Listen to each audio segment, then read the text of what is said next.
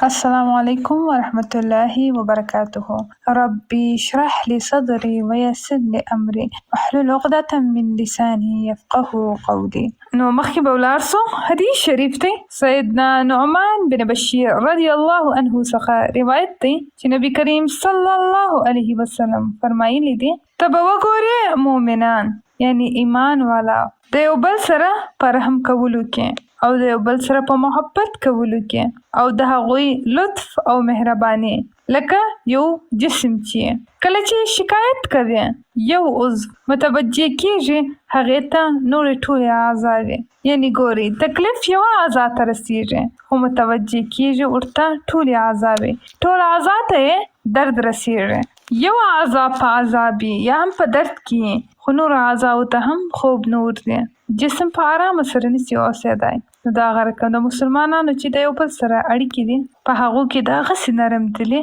او مهرباني یې ګورې د دې څخه مراد دا نه دی چې په ټول دنیا کې چې مسلمانان دي د ټولو سره دي داسې کار کېږي ځکه چې ډېر داسې دي چې موږ یې پېژندو نه او ځینې خبر لا نه یو نو شروع به موږ ته کم ځای کوو آغاز او ابتدا به مو کم ځای ګورې د دې اصول موږ د یو بل ځای څخه اخلو والاقرب الاقرب هغه چې تر ټولو نږدې دی د اړیکې د اعتباره د کار د اعتباره نو د کومه اړیکه چې تاسې د دغه خلکو سره پیدا کوئ سي چې ستاسو سره نږدې دی نو هغه اړیکه تاسو د بل چا سره نسئ پیدا کولی چې دلته نسته صحیح دي د نورو لپاره به هم تاسې مهربانه سي پروا به وکړي خو په قدرتي ډول هغه څوک چې تاسې ته نږدې دی یا دا چې ستاسې دوستي د ورسره اړیکه ورسره لري دا چې مثال هره ورځ تاسې ورسره ولاړه او ناسته لري د هغو سره اړیکه داسې نه ده لکه تاسې چې د هغه خلکو سره اړیکه لري چې په کار یا دوه کې یو یا دوه وارې وینئ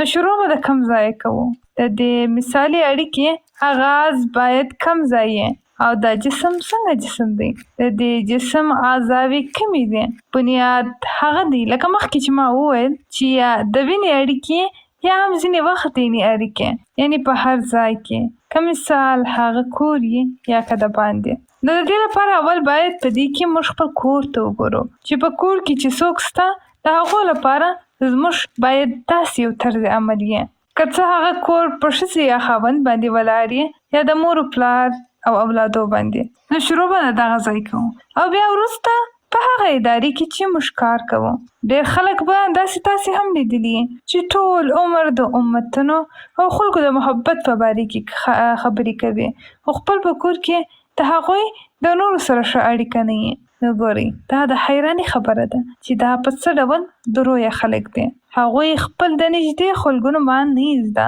چې دا د کوم ځای راغلی دی د مشکل څه دی د څه غم لري آیا د ډوډۍ خوړل د لاکه یا آیا د سره غذا سته کلا یا د فلاني شي لپاره پیسې لري کلا یا په هغه باندې خو خبر نه لري خو فکر د چا دی د سره د ټول دنیا نو ګورئ دا څنګه د اختلاف خبره ده موږ خپل د څنګ د دروازې په همسایه باندې نه یو خبر چې وږی د کتري خو خبرې خو موږ ډېرې غټې غټې کوو آیا دا د حیراني خبره نه ده د نن سبا د مسلمانانو دغه حال دی نو نه په دې ځای کې کامیاب دي نه په هغه ځای کې نو امت نشي کامیابېدای تر هغه وخته پورې چې ځان ته کامیابه کور جوړ نه کړي ځکه چې که د کور افراد د یو بل وینې ته تږي نو نورو ته د باندې کې څنګه بل چا ته فایده رسوی شي نو دا ولې ځکه چې ته د باندې ظاهري خبرې خو ډېر اسانه دي د نورو او د باندې خلکو زړه خوشحاله کول خو ډېر اسانه دي خو ستاسې د کور په دننه کې ستاسې نږدې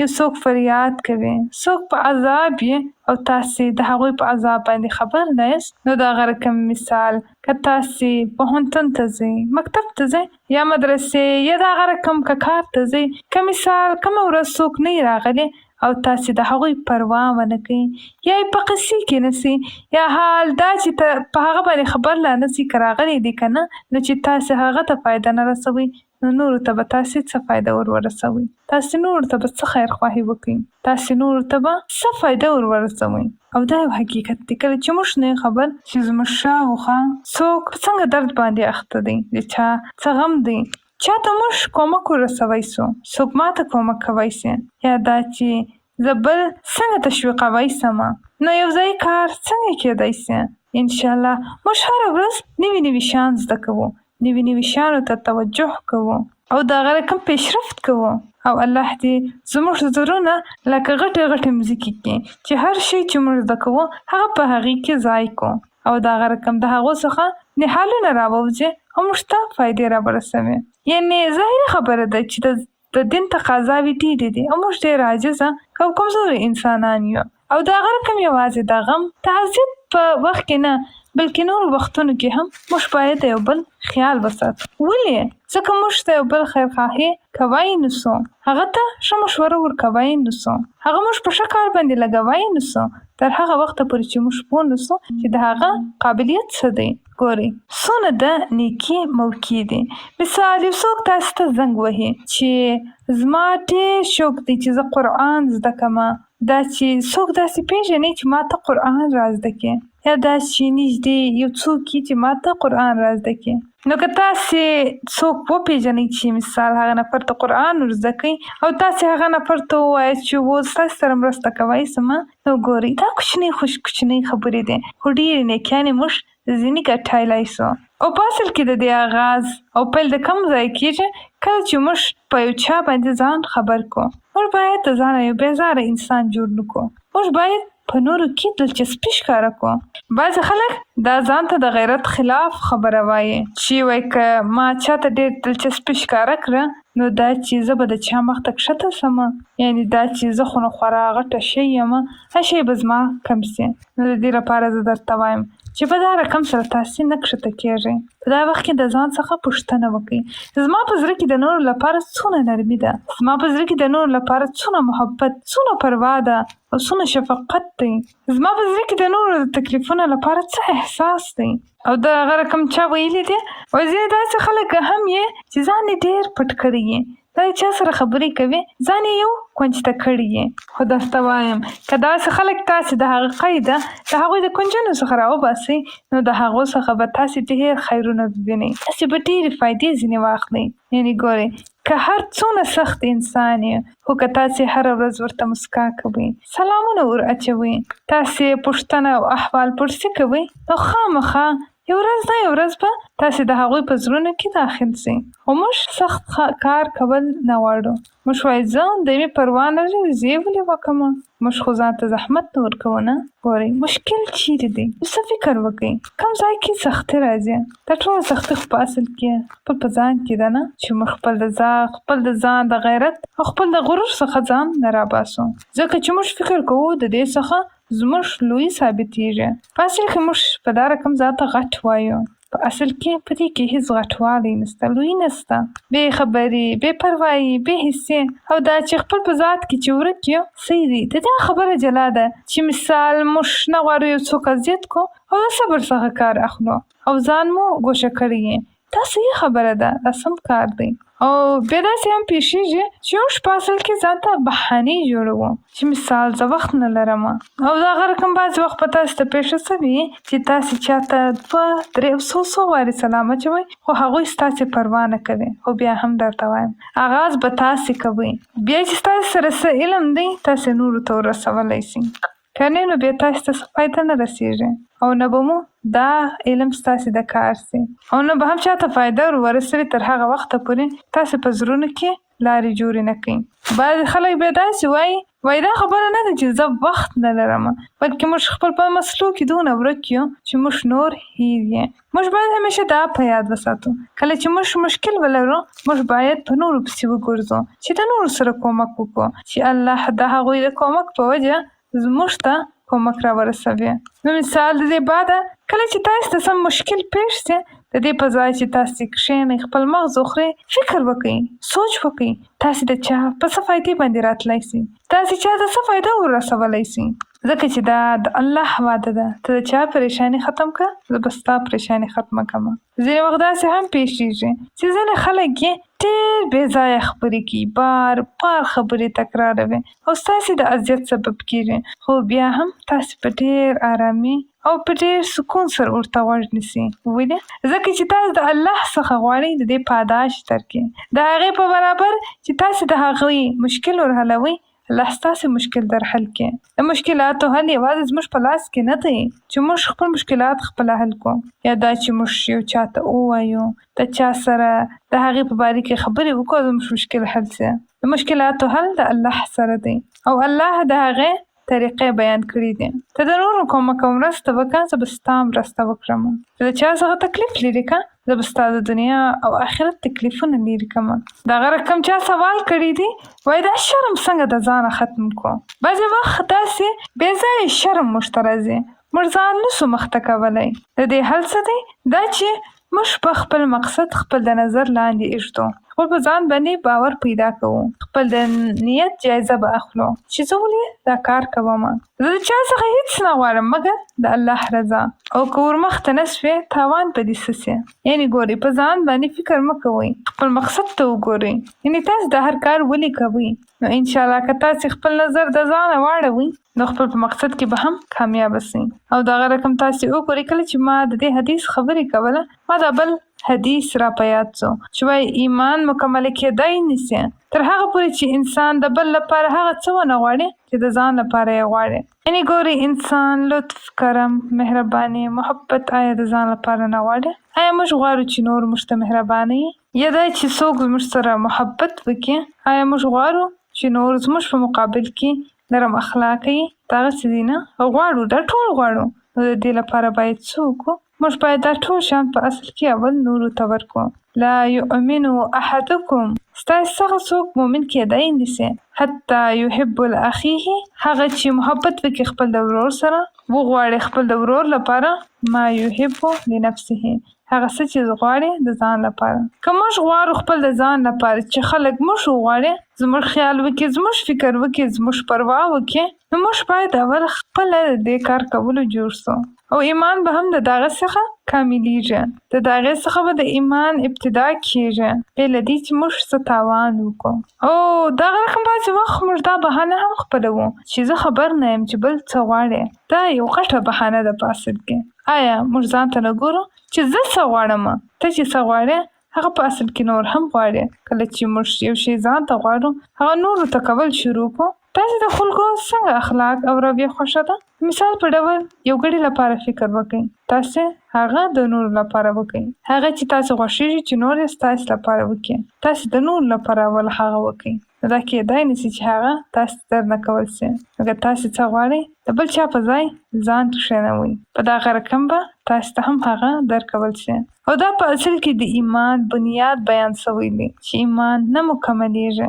مخکې بل حدیث شریف دی چې د ابو هریره رضی الله عنه څخه روایت دی چې محمد مصطفی صلی الله علیه وسلم فرمایلی دی کوم نفر چې د بل نفر د مریضي عیادت وکړي، یا دا چې بس د الله لپاره خپل د ورور زیارت یا پوښتنه وکړي، نو یو اواز پورته کوونکی په لوړ اواز سره وایي چې پر تا دې مبارک کې، ستا تګ دې خوشایند دی، ستا ځای دی جنت کې. څومره خوندور او زبردست حدیث دی. یعنې ګورئ دا یعنې څوک چې خپل د مسلمان ورور زیارت وکړي د هغه پوښتنې ته ولاړ سي بې له دې چې څه مقصد ولري، یوازې او یوازې د الله لپاره، د هغه د رضا لپاره، یوازې د الله د محبت لپاره. نو ګورئ کله چې هغه خپل د کوره راووځي نو یو اواز پورته کوونکی وایي، اواز پورته کوونکی دلته څوک دی؟ یعنې ملایکه، یعنې ستا دې مبارک کې، ستا دا تګ دې هم خوندوره یې او ته ځای جوړ کړې په جنت کې. ګورئ دا څونه غټه خوشبختي خبره ده. ولې؟ ځکه چې په داسې ملاقاتونو کې په اصل کې ایمان ډېرېږي، انسان د یو بل نږدې کېږي، په یو بل باندې پوهېږي. دغه رقم تاسې وګورئ ډېر خلک د افسردګي شکاره دي په دې دنیا کې. نو کله چې انسان خپل د کوره وځي د یو چا کره ځي، نو په اصل کې انسان دا پریشانیانې خپل په کور کې پرېږدي. کله چې یو ځای ولاړ سي هغه خو هېروي نه هېروي. او کله چې بیا انسان ولاړېږي د یو چا د ملاقات لپاره یوازې د الله لپاره، نو خامخا به د الله خبره راځي، هغه باریک خو به خبرې کوي. نو نتیجه به څنګه سي؟ د دنیا څخه به دا دماغ او خپل سوچ ایسته کړي او بلې خواته بېبري، نو دا ذهن به وسع کېږي، پراخېږي. نو داسې انسان کله چې هغه وځي نو ملایکې هغې ته دعا کوي چې ستا تګ ستا راوتل دا ټول پر تا باندې مبارک کړي، اسان دي چې درته دا سفر دې تا ته اسانه او خوندور سي او په آخرت کې چې ستا کور جنت شي. څوک نه غواړي د جنت کور؟ یعنی ګوري ټوله غټه خوشبختي په ظاهر خو دا ډېر اسانه او کوچنی کار دی نه دی؟ موږ وایو زه اوس سبق ځای کوم د یو چا کره ځم، یا دا چې یو چا سره به ملاقات کوم یا یو څوک به وینم، یا خو که تاسې د الله له خاطره نو د هغې څه به خامخا خیر رابوځي. یعنې دا خو کیدای نه چې تاسې یو کار د الله لپاره وکړئ او الله تاسې ته د هغې فایده در ونه رسوي، هغې قدرداني به نه کړي. او بیا مخکې حدیث ته دغه حدیث نور وضاحت هم کوي. سیدنا ثوبان رضی الله عنه څخه روایت دی چې محمد صلی الله علیه وسلم فرمایلی دی چې نبی کریم صلی الله علیه وسلم فرمایلی دی چې مسلمان کله چې خپل د مسلمان ورور عیادت کوي تر راتګه پورې هغه د جنت په باغو کې، یعنی سیدی په ظاهر خدا د پریشانی ځای دی، مثال اسپتال یې د یو چا کور یې په دغه رقم په هغه ځای پوسېدو سره انسان ته څه تکلیف هم رسېږي، خو د هغې فایده څونه ده، یا دا چې دته چې څه نتیجه ورکول کېږي هغه څونه غټه ده. یعنی هغه ته داسې ده لکه تر هغه پورې چې دی راګرځي لکه دی چې په جنتو کې مو. د هغه رقم کله چې تاسې د مریض عیادت کوئ یا مریض ته تللي تاسې په اصل کې خپل مرض هېروئ، تاسې د الله لورې ته شکرګزاري پیدا کوئ، په تاسې کې داسې یو سکون او آرامي پیدا کېږي چې وایي کله چې تاسې بل ته راستون سئ نو ستاسې په زړه کې داسې راځي چې وایي ما لکه غټه نیکي چې ګټلې، موږ په اصل کې خپل غم هېروو، خپل تکلیف مو هېرېږي. نو دا په اصل کې د غمونو د هېرېدو نسخه ده. نن سبا خلک د خپل کور خپل جنت ګڼي، هیڅوک نه غواړي خپل د کوره ووځي، هر څوک خپل کور ښایسته کوي او بس خپل په کور باندې اخته یي، او په دا رقم سره دوی فکر کوي چې ما که خپل کور لږ بدل کړي، یو څه تعزینات مې وکړه، دا کوچ موج مې ور بدل کړي، نو په دا رقم به زما کور ماته جنت سي. او زما د چا څه پروا، زما سره خو چې هر څه سته. داسې شیان په اصل کې د خلکو په ډپریشن کې د خلکو په افسردګي کې اضافیت راولي او خلکو ته خوشحالي نشي ورکوی. خوشحالي یعنې د په کور کې د قیمتي شي په راوړلو سره نه راځي، بلکې د بل چا په خدمت کې او د بل چا په عیادت کې راځي. نو ګورئ د دې څونه غټه فایده ده. اول افسردګي په دغه دنیا کې ورکېږي او په هغه دنیا کې موږ ته جنت را په نصیبېږي. او دغه رقم آخري حدیث د څه په باره کې دی چې وایي اړیکه د څه په بنیاد باندې ټینګېږي، دا چې یوازې تاسې د چا څخه کار وانخلئ بلکې تاسې د چا په کار هم ورځئ. سیدنا اسد څخه روایت دی چې ما د حضرت عایشه رضی الله عنها څخه وپوښتنه چې نبی کریم صلی الله علیه وسلم خپل په کور کې څه کوله؟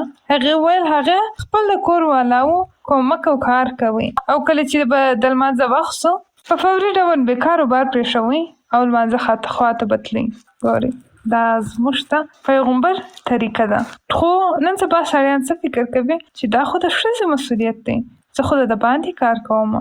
حال دا چې د اسلام پیغمبر یوازې په کور کې د نور څخه کار نه اخیستی بلکې کار یې هم کوي. نو دغه رقم کله چې څوک خپل په کور کې ګډون ونه کړي، خپل کور په کارو کې حصه وانخلي، نو محبت ته کم ځای راتلی شي. او په اصل کې تر هغه وخته پورې چې تاسې کار ونه کړئ، خپل مسؤلیت وانخلئ، حصه وانخلئ، تاسو د نور لپاره بوج جوړېږي. او بیا ویلي وه وایي چې د لمانځه وخت به راغلی نو د به هر کار پرېښوئ. نو ګورئ د هر شي د هر کار خپل وخت دی، او خرابې څه وخت راځي کله چې موږ اعتدال او میانه روي پرېږدو او د هغې څخه بیا بدګماني یعنې د یو بل سره شکایت شروع کېږي او اړیکې خرابېږي. د یو بل سره اړیکې وي، خو بیا هم د موضوع د واضح کولو لپاره به زه تاسو ته د هغې خلاصه ووایم چې د مخکې لیکچرونو څخه موږ څه زده کړله، هغه کوم اصولونه دي چې هغه موږ خپل کو نو زموږ اړیکې بهتره کېږي. کله چې موږ لیکچر په یاد کو نو موږ ذهن ته څه نه راځي، خو کله چې زموږ خپل په ذات کې چې زموږ په کورنۍ کې چې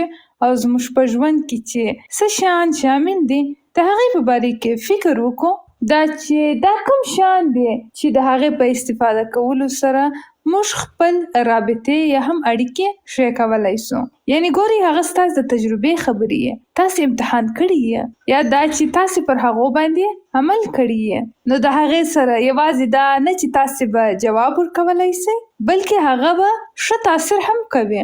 د خپل عملونو مسؤلیت خپله قبلول، په یو بل باندې باور درلودل، د یو بل حق نه خوړل، او بل چې شو ارتباط ساتل، د بل لپاره خپل د نفس خپل د ذات قرباني، ښه ګمان، د زړه پراخوالی، د غلطي په منلو کې آغاز یا پیل کول، په سلام کې اولیت، خپل مسؤلیت پوره کول. ګوري دا یو ډیره غټه خبره ده د ښو اړیکو لپاره، ځکه چې که څوک خپل مسؤلیتونه نه اخلي او نه پوره کوي نو بیا اړیکې نه ښې کېږي. کله چې تاسې خپل د حصې کار په بل باندې اچوئ او خپل مسؤلیت خپله وانخلئ نو بیا تاسې څنګه دا توقع کوئ چې ستاسې په باره کې د بل ښه ګمان ولري. د الفاظو انتخاب صحیح په کلام کې، د بل خبره صحیح اوریدل او هغې ته اهمیت ورکول، د غلطیانو څخه تیریدل، بل د اصلاح لپاره ځان مخته کول، د بل لپاره داسې کار داسې معامله کول او داسې شی غوښتل چې انسان یې د ځان لپاره غواړي. د ښو اړیکو د ټینګولو لپاره دې کوشش کوي. یعنی ګوري دلته ویل دي د اړیکو د ټینګولو لپاره کوشش، یعنی اړیکې داسې په خپله نه سره جوړیږي بلکې تاسې به جوړوئ، تاسې به ټینګوئ. او د هغه رقم د بل مشکل ته غوږ نیول صحیح. نو تاسې اوس خپل عملي ژوند ته وګورئ چې ستاسې اړیکې ستاسې د خویندو سره، ستاسې د ورونو سره، خپل د مور و پلار او خپل اولادونو سره، د هغه رقم خپل د خاوند سره مو مخکې و شاته چې هر څوک دی چې هغه کوم شیان دي چې د هغې خیال تاسې ساتئ، چې د هغې سره بیا اړیکې ټینګیږي او بهتره کیږي، او بیا کوم هغه شیان دي چې د هغې په وجه په اړیکې کې خرابي راځي. اول دا چې د چا چې څنګه طبیعت دی د هغه د طبیعت سره سم د هغه سره خبرې کول، محبت کول، د اختلاف سره د هغه سره یو ځای تلل.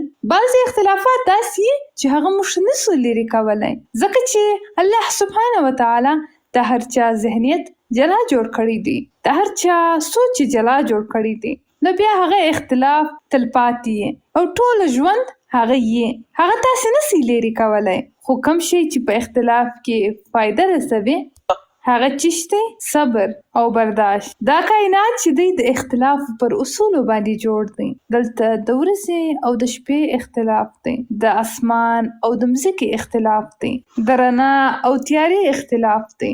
په قرآن کې د اختلاف خبره راځي که نه راځي؟ چیش راځي؟ ان فی اختلاف اللیل والنهار.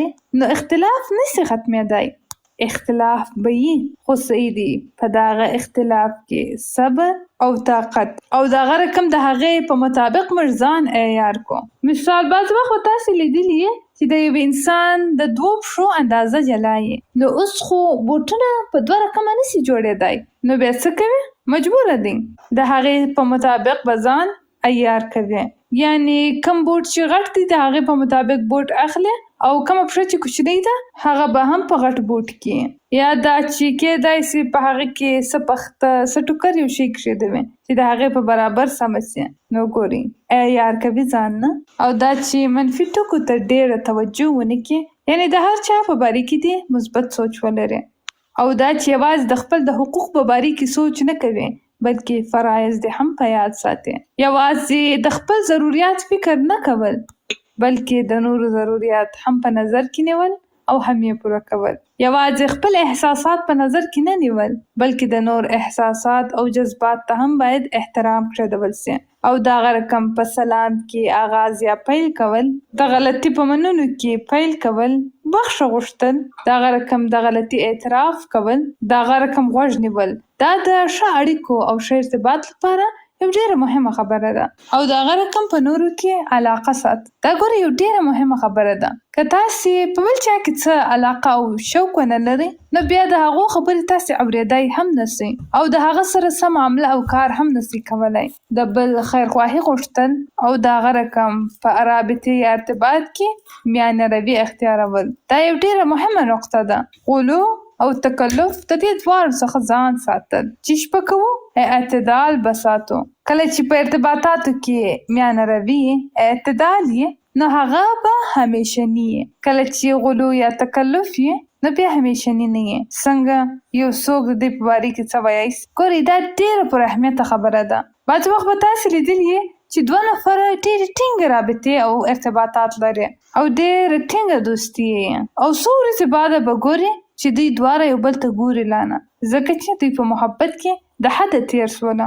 نو هر شی چې د حد څخه تیر سي نو هغه همیشنی نه ختمېدونکی دی. د هغه رقم د حد څخه ډېر تکلف چې دی یعنی دا چې ځان چاته نه مخته کول د ضرورت او جایز تر حده پورې لا د بل چا سره ارتباط نه ساتل. نو د دې دواړو څخه د ځان ساتلو ضرورت دی د ډېر تکلف څخه هم او د ډېر غلوب څخه هم. د دې دواړو ترمنځ چې اعتدال دی په هغې سره به د اړیکې او ارتباطات تر ډېره پورې وساتل سي. د ضرورت په وخت په کار ورتلل، ښه مشوره ورکول او د ځان لپاره مو چې څه خوښ دي د مشورې ورکولو په وخت کې هم باید نورو ته هم هغه خوښ کړو. د اختلاف په وخت کې د بل چا نقطه نظر ته ښه غوږ نیول او که هغه صحیح نو د انصاف د کار په اخیستو سره خپل نظر پرېښول او د نورو نظر منل او د هغه رقم ډېر امید او تقاضا نه لرل، یعنی دا چې موږ د نورو څخه ډېره توقع ونه لرو.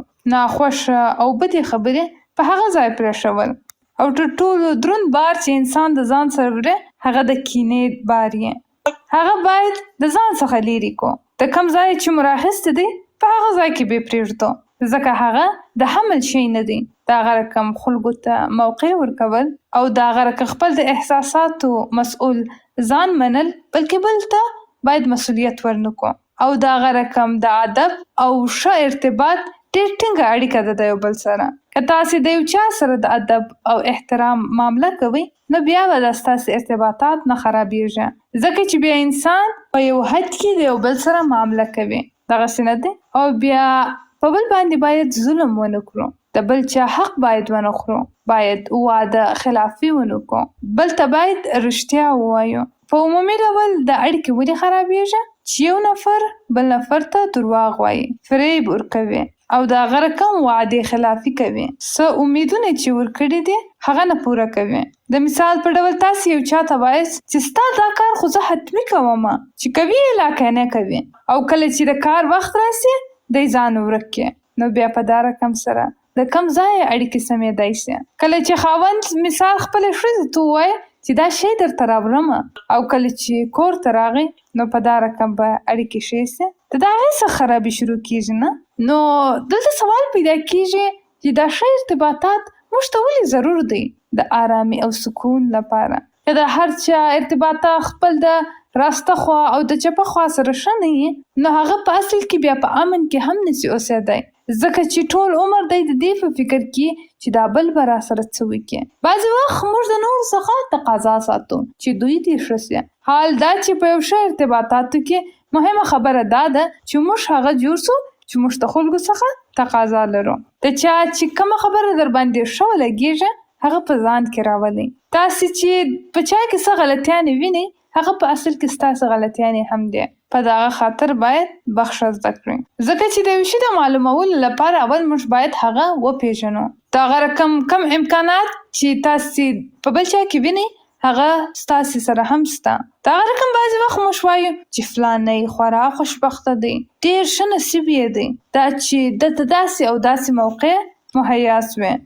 حال دا چې هغه زموږ سره هم هغه موقع یې خو موږ استفاده کوو نه او هغه ښایست چې ته خپل شاوخوا وینې هغه په حقیقت کې ستا ښایست دی ځکه چې څنګه چې ته یې ته به خپل شاوخوا او خپل چاپېریال داسې جوړ کړې. که ته مسکا کوې نور به هم درته مسکا کوي.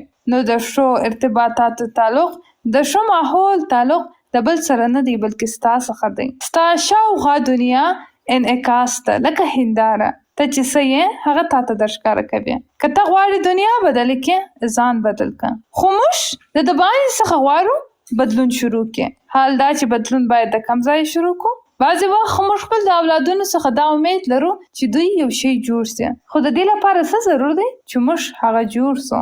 که موږ غواړو دوی سلام اچوي اول به خپله سلام اچوو. که موږ غواړو دوی مسکا زده کړي اول به خپله مسکا کوو. که موږ غواړو دوی شان سره منظمه کړي اول به خپله منظمه کوو. نو څه چې ته یې هغه رقم به ستا معقول یې. بعضې وخت موږ ډېرې غلطیانې په بل کې راباسو او هغوی ملامتوو او کله چې موږ دوی ملامته کړه نو بیا خوابدي کېږو او ځان ځینې لرې کوو او یو کونج ته کښینو. په دا رقم هیڅ وخت هیڅ مسله نه حلیږي. په ملامتولو او شکایت کولو سره ماسې مسله خرابیږي. نو د دغه دوو شیانو څخه به ځان ساتو. که تاسې دا دوه شیانه پرېږدئ نو خلک به خپله ستاسې څخه خوشحاله سي. ځینې خلک به تاسې لیدلي یې چې هم د شکایت او هم د ملامتېدو ډېر عادت لري. نو ستاسې داسې کسان نه خوښیږي. غواړئ ځان ځینې لیرې وساتئ. دا ولې؟ ځکه چې تاسې وایاست چې وی بیا شروع نیسي. نو په دغه خاطر تاسو وایئ چې هېڅ په مخه ورنسم لا ښه دی. د څه شیانو په باره کې چې ته پروا کوې هغه ستا مسؤلیت دی. بعضې وخت موږ که د چا پروا وکړو یا یې پوښتنه وکړو موږ داسې فکر کوو چې موږ په ده باندې احسان وکړي. حال دا چې هغه څه دی هغه زموږ مسؤلیت دی. زموږ فرض دی چې موږ پرې کوو. نو د احسان اچولو څه خبره ده. کوم شیان چې تاسې په بل کې وینئ هغه تاسې ته ستاسې ځان درښکاره کوي. بعضې وخت به تاسې لیدلي چې کوچنیان داسې ناراحته یي او بس تاسې ته داسې بل رقم ګوري. نو په هغه وخت کې هم باید موږ څه ته وګورو چې زما غلطي چیرې ده. په نورو کې ښه وګورئ نو تاسې به بهتره سئ. په نورو کې ښه وګوره ته به تر ټولو ښه سې. او که موږ ټول عمر په نورو کې کمیانې وګورو نو بیا به موږ هغه رقم منفي فکر کوو او بیا هغه منفیتوب به موږ په ځان کې راولو. ځکه چې هر ځای موږ بس خرابیانو پسې ګرځو او کله چې موږ په هر شي کې خرابي ګورو نو زموږ په طبیعت کې څه راځي؟ خرابي، بیزاري. چې دی څه کوي څه کوي دلته څه روان دي هلته څه روان دي. ټول ځای خراب دی. هر ځای خرابي روانه ده. ټوله دنیا خرابه ده. نو په دغه رقم بیا موږ ځان مجبوره کوو چې موږ به نه خاندو. زه به ټول عمر چیغې وهمه یا دا رقم چې زه به خپل عکس العمل ښکاره کوم او په دا رقم شاید حالات ښه سي. آیا داسې کیدای سي؟ یا څه چې کرې هغه برې هل جزاء الاحسان الا الاحسان. د نورو ته په ورکولو باندې به ځان ته ورکوونکی جوړ سي. که هغه هر شی، که هغه مسکای، سلام یې، که ښه اخلاق یې هغه په ورکولو سره تا ته درکول کېږي. ښایست وستایي نو تاسې به ښایسته سئ. د یو چا کار تحسین کړي نو تاسې به تحسین سئ. بعضې وخت داسې راځي چې موږ د یو چا د ښایسته څخه لا ښایسته شی وینو موږ وایو دا نو څه دی دا رقم خو زه هم کولی شمه. تر دې خو بهتره دی چې دا کار زه خپله وکړمه. د دې څخه هلته ډېر ښه پیدا کېږي.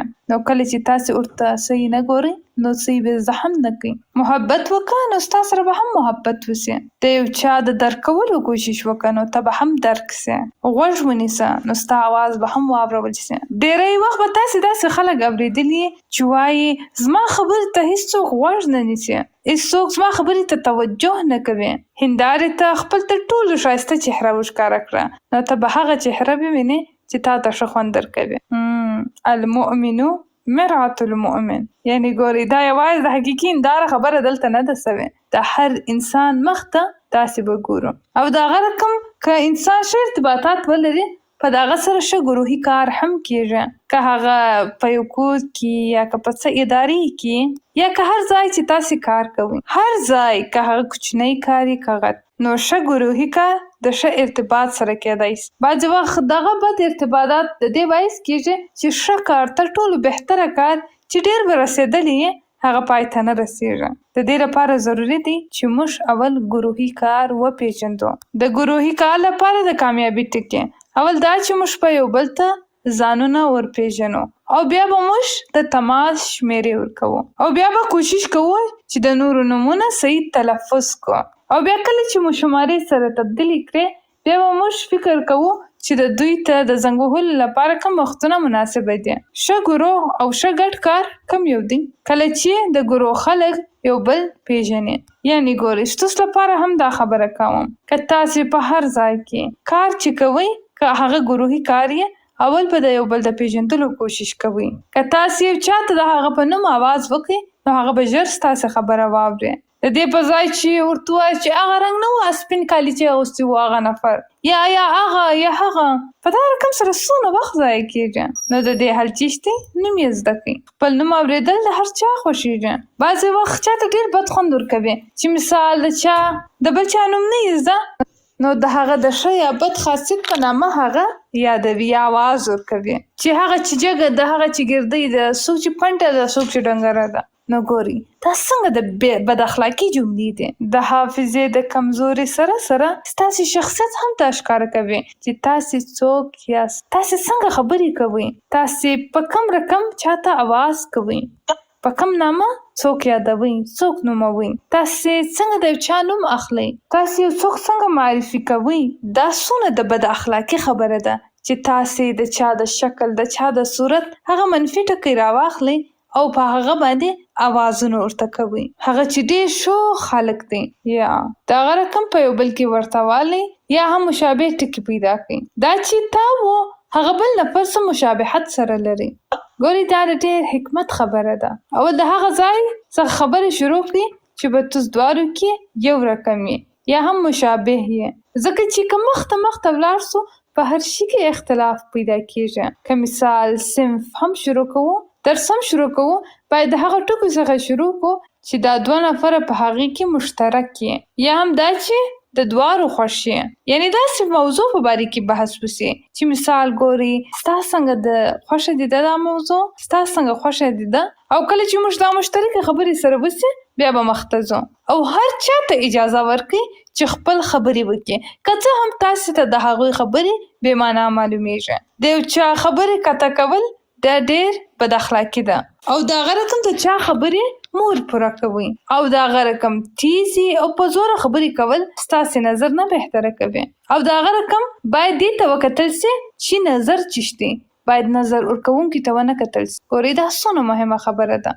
ځینې وخت یو څوک داسې ښه نظر راکوي چې هغه نفر زموږ نه یې خوښ او د هغې نتیجې بیا څه کېږي، د هغه نفر له خاطره چې که څه هم نظر سم دی موږ د هغه نظر ته نه ګورو. حال دا چې کېدای شي د هغه د نظر څخه موږ ته ډېره فایده راورسېږي. خو که مثال یو دوست مو یو څوک مو خوښ شي هغه یو بې معنا نظر هم راکړي موږ یې قبلوو ځکه چې هغه خو مې دوست دی نه. او د هغه رقم د نظر په ورکولو په وخت کې باید دستي هغه ته ونه وایو چې ته غلط یې یا دا مې نه دی خوښ، ځکه چې دا په دوی باندې بیا ډېر بد تاثیر کوي، په خاص ډول په کوچنیانو باندې. چې مثال ته د کوچنیانو څخه پوښتنه وکړې ستا څه نظر دی، ته څه وایې، او که چا ښه نظر درکړي ته ورته وایې ډېره ښه خبره ده، او که چا بد نظر درکړي او ته چې یا دا غلطه خبره ده ستا نظر مې خوښ نه سو، نو بیا چې دی مخکې ولاړ سي نو دی بیا خپل نظر نسي پیښولی، نو اجازه ورکړي چې خبرې وکړي، خوښ ورته ونیسئ. د هغه رقم د یو بل صفت وکړئ، په یو بل کې مثبت شیان د پیدا کولو کوشش وکړئ او د هغه رقم همیشه لیکلو ته دوام ورکوئ. د هر چا مسؤلیت لیکئ او د هغه رقم موږ باید بخښه وکړو کله چې یو چا څخه غلطي کېږي، او کله چې قهر او غصه درسي ځان راشاته ځان چپ کړئ، او کله چې آرامه سئ نو بیا بخښه وکړئ.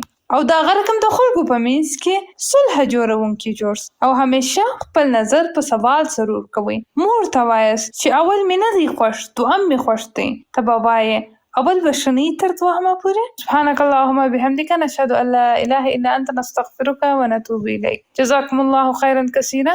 السلام عليكم ورحمة الله وبركاته.